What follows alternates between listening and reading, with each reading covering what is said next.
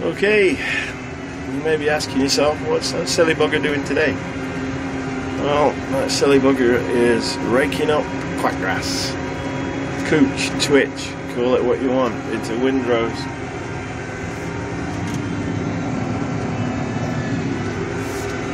And let me just stop here, lift up the hydraulics, and move on a touch. Okay, so back out of gear, handbrake on, all the safety stuff done. Turn it off so you can hear me. Yeah, so I had a go in this field with the harrows. It won't work. So much surface trash from the quackgrass and the straw. And I don't know if you remember, this was the field that we had the disking marathon in. It was disked 3 times last year. The final time with the big braking discs to chop up the straw, which it did. And then the spring, this spring, it was cultivated and then disked again. But I just can't incorporate the straw and the quackgrass rhizomes roots enough to be able to drill it. It's a bloody mess.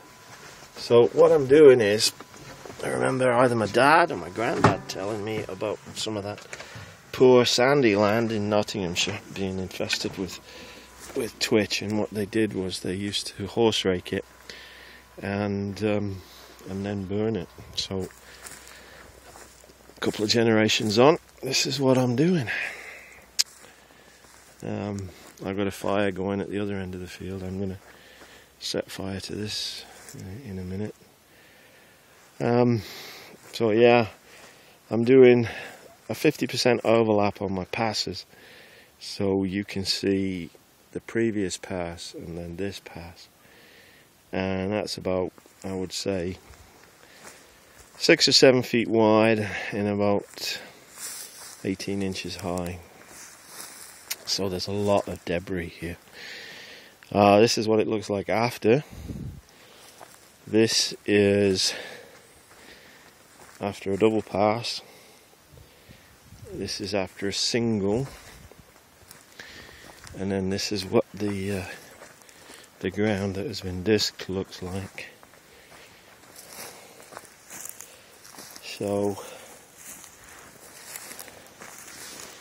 you can see the rhizomes. These are dead. They're crispy, and then you can also see the straw left from a wheat crop from 2 years ago. You know, so yeah, I've inherited a real mess, and there's 240 acres of it, and you can't let 240 acres sit and do nothing. You've got to get a crop in. So that's what we're trying to do. We're going to get some oats in it. This is a machine I'm using. It's my new toy. It's not meant for this. It's actually it's an Einbach, made by Mr. Einbach in Austria. And I saw this on the internet, and I like the look of it.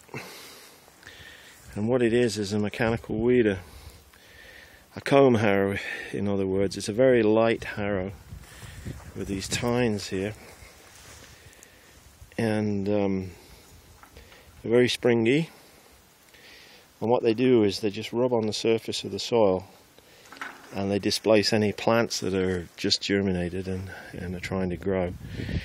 And so the idea being that you go in before your barley emerges, when your barley is still below the surface, because you want to drill it at about 1.5 inches, and then this will knock out any weeds that are on the surface.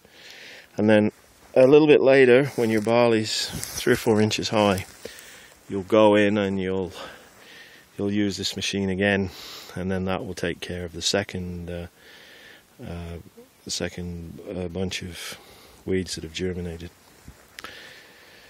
So, yeah, it's Ironbark. It's a lovely machine. It's 40 feet wide. It looks very well thought out and made. It's my new toy. It's red, so it's bound to be good. This, you know, like I said, this isn't the job it was designed for, but it seems to be working. I don't really have any other thing that will do what this is doing right now. Yeah, some of you may be looking at it and thinking, well, that's a real marginal seed bed. Well, I suppose it is, but at least the hoe drill will get down an inch or so, a couple of inches maybe, and just kick that soil around and level it off a bit, and then the rollers, or the press rollers, press wheels, whatever you want to call them, on the back will just compress it enough and keep the moisture in, just to give it a bit of good germination. So anyway, this is the tool for dealing with this bloody quackgrass, and we'll set her in motion.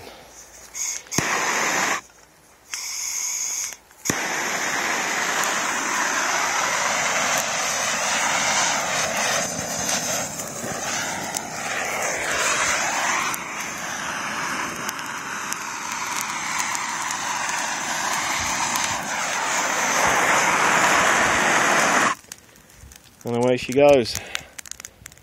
It doesn't burn all that good because not all the roots are dead, and there's a little bit of green stuff in, which is these alfalfa plants, because it was an alfalfa hayfield before, and if you don't plough alfalfa it won't die. If you disc it, it just shrugs it off and comes straight back again. Yeah, so here we are. We're a bit late. Mechanical breakdowns have made us late, but we should be okay with the oats. The barley's all in. I've got about 350 acres of barley in already. And I took the Ironbark down a couple of days ago to have a look, see if I could see any microscopic weeds, weed tendrils, and get in there and give it a blind harrowing. But what I found was the barley was up about 1.5 inches. That's just 5 days after being drilled. That's good going, you know. So very happy about that. And the field is fairly clean anyway, because I'd staggered the cultivations. Well, I didn't have a lot of choice because of mechanical breakdowns, but anyway. Yeah, so here we are, trying to get done, trying to get a crop in the ground, trying to make some money. Yeah. It's really hot today.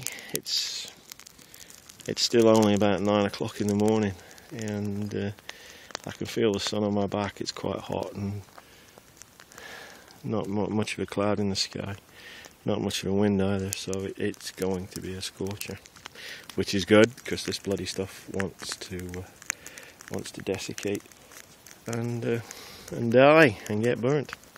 So anyway, hope you're having a good day. I am. Sitting on the tractor listening to the satellite radio, raking up all this rubbish. Anyway, take care of yourselves, and life couldn't be better.